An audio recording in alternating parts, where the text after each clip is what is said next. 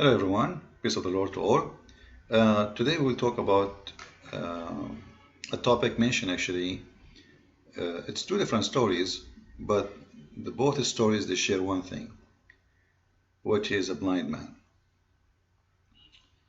So I want people to think and read with me carefully what we will see with us on the screen.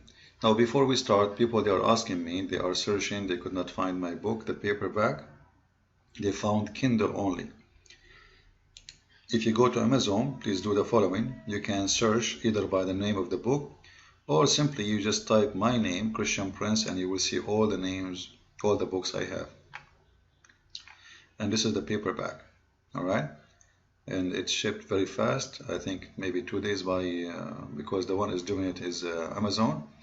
And what they are doing, they have already books in Europe, Australia. So I don't think they ship it international.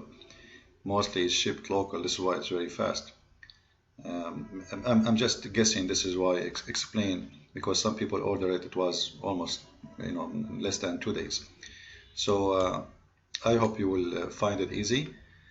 Just go to Amazon.com and search for the name of the book, or just type my name, and you will see all the books has my name. Now we go back to our topic. The blind man story with Jesus simply is very beautiful story, and it's not only just about Jesus doing a miracle, it's about wisdom. You will notice one of the disciples asked Jesus what sin this blind man he did. Like what did his parents did sin or something? Why he's blind? So Jesus he said no, neither of them did sin, but that will show the glory of the Lord. And he was he was changing the understanding of the Jews for a long time. They think that if someone he have a problem in his body, or he's ill, or he's have a sickness, that means you did commit sin, or your parents did something bad, so it came in your birth. That's why the blind man he's born as a blind man. So he make it clear this is have nothing to do with sin, and you are wrong. At the same time, we know the story, and actually I'm going to play the audio later so we can see the story in the Bible. However, in the Quran, there's the same story. Remember, in the story in the Bible, the blind man, he wanted to see. The blind man, he is a person who desperate. Like, this is not really a surprise, right? Imagine, God forbid, you lost your vision, or you are a person with my love to all those who they are blind. I have a very special respect for them and love for them. When you lose your vision, the first wish you will have is to have a vision, especially if you are a person who never know what vision means. So this is maybe the most important thing for a human being to wish. You see today people they are making plastic surgery for their nose and for their lips. That because simply they are living the fantasy of gifts. Like they don't recognize how many beautiful things God he gave them. And one of it is the vision. So now because they got all those things, and they got the money, and they got the wealth, so they are busy with doing stupid things in their body. So they put silicone in their lips, silicone in their cheek, silicone in their, I don't want to say where, in their breast. And then at the end of the day, like after a few years, you will have cancer and you will die. And they will tell you, oh sorry, we found that this is, at that time we thought it was okay, and now we discover it's not. So a blind man, there is no way he will wish anything except to see. The same story happened to Muhammad. A blind man, he come to him to complain about his blindness. You know what? When a person he complain about his blindness, what does that mean? He's hoping, because he do not need to tell about it, You know, a Muslim, he might say to you, oh, he's telling the Prophet he cannot go to jihad. Well, he know that. He's a blind man. Nobody will ask him to go anywhere. This guy, he can go to the bathroom. So it doesn't make sense anyway. The blind man is coming to complain about his blindness. What does that mean? It means he's asking Muhammad to make a miracle. Obviously, this blind man, he thought that Muhammad, as long as he is a prophet of God, and he claimed that Jesus is just a prophet of God. So both of them, they are prophets of the same God. So how come the prophet of the same God, they will not do what the same prophet, the first one, did before? How come Jesus was able to make the blind man see, but Muhammad, he do not? The blind man came to him, he said to him, I am complaining, I have a blindness. Muhammad, he gave him a verse saying, it's those who sit home, who don't go to jihad, are not equal to those who don't go to jihad unless they are disabled. What does this have to do with the guy? They might say to you that the story here is not about the man asking for a miracle, but he's saying to the Prophet, I cannot go for jihad. As I said, this doesn't make sense, because anyway, he's a blind, he do not need to prove it. He's born in the city of Mecca as a blind man. And there is no point of him complaining about it. He complained about his blindness, not about he cannot go and to do jihad. Same time, if we go to the story, as it's mentioned in Asbab al-Nuzul, we will see why I say Muslim stories, all of it is invalid. All of it. Actually, there's a video I saw yesterday, and it's listed right now under the one who published it. In my website, in investigateislam.com, you can go and watch it, about a Muslim explaining why Islamic source, according to him, all Islamic source in the hadith should not be trusted. Only the Quran should be trusted. And why? He said that when you see a hadith, it says narrated from, and I heard from, and he said, and he heard, etc. So according to, and I say this is if you take it to the court, the judge will not accept it. But the fact, isn't it, the Quran is according to. If you have a Quran in Arabic right now, open the last pages of the Quran. You will see that this Quran is written according to. And by the way, all the according to, none of them is what it should be, because Muhammad, he said, خُذُوا الْقُرْآنَ عَنْ أَرْبَعَ, take the Quran from 4, and none of those 4 is those the Quran today is taken from as according to. And to prove my point that Islamic books is not a valid source, I will take you to the same story. You see how the story here?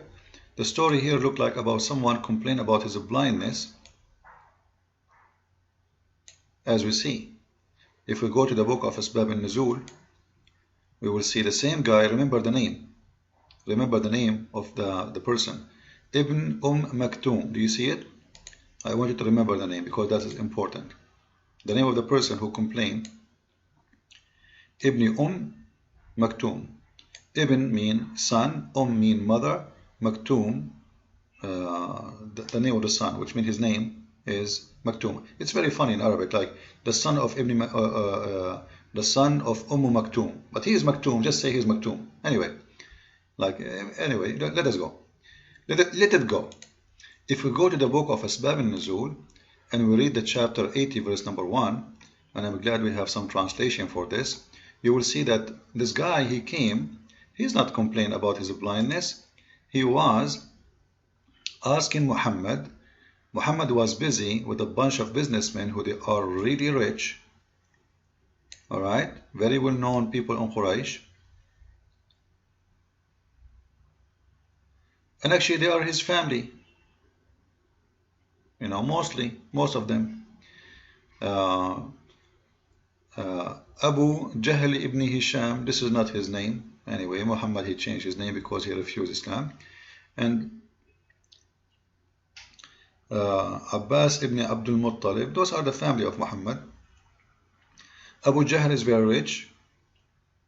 This is why the Quran have a chapter about him and his wife. It says that his money will not protect him because he's a rich man. So anyway, he's talking to important people supposedly, and he's hoping that they might embrace Islam. When Ibn Maktoum, you remember the name? Stood up and said, O Messenger of Allah, teach me of that which Allah has taught you. If you think about the story here, let us continue first before we finish the story. And he kept requesting that, and then the Prophet, he turned his face from him. He was upset, he was angry from him, etc. Which means he made him get away. Now, if you think about it, the story is very funny and very stupid. Why? If this guy Muhammad is trying to convert those people about Islam, and this guy here, the blind man, is asking him to teach him about what Allah taught him. Well, isn't this is the same topic? So why Muhammad getting upset? If Muhammad is teaching those people about Islam, it means he's talking about Islam. It means he's talking about what Allah taught him. So why he is telling him, I'm busy? Busy in what? Aren't you the same? It's the same topic. Obviously, he was not talking about Allah. Obviously, he is talking about something totally different. So obviously, the man, he was speaking about something different. He was maybe trying to tell them, if you join me, we can attack other tribes. We will make an army, and we will make you more rich. You will become more powerful, etc. Otherwise, if they are talking about Islam already, and the guy here, the blind man, already is listening because he's already there. As you see, he is sitting. It says he stood up. So if he is talking about God, there is no need for him to say, teach us about God. Obviously, Muhammad is not talking about God. And that shows us how Muslims fabricate stories, because how come the story here, which is about the same person, the same incident, doesn't match with the story in the hadith? Because the story in the hadith says the man, he complained about his blindness. Now, if we take the same story, if a man, he came to Muhammad, complained about his blindness, Muhammad, the first thing he should do, why he don't try to make a miracle? Why don't invoke his God to recover this man? So everybody will see that Muhammad is a true prophet of God. He cannot do it. He he's a false prophet. He there's no God he have. Same time, if we go to the Bible, we will see the following. As Jesus passed by, he saw a man which was blind from his birth. And his disciples asked him, saying, Master, who did sin, this man or his parents, that he was born blind? Jesus answered, Neither hath this man sinned, nor his parents, but that the works of God should be made manifest in him. I must work the works of him that sent me, while it is day. The night cometh when no man can work. As long as I am in the world, I am the light of the world. When he had thus spoken, he spat on the ground, and made clay of the spittle, and he anointed the eyes of the blind man with the clay, and said unto him, Go wash in the pool of Siloam, which is by interpretation, sent. He went his way therefore, and washed, and came seeing. Anyway, you can read the rest of the story by yourself. We don't have much time.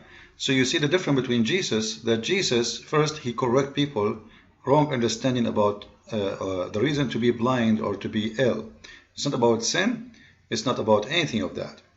Number two, Jesus did not wait for someone to tell him what to do. He just made the man see. You see the huge difference?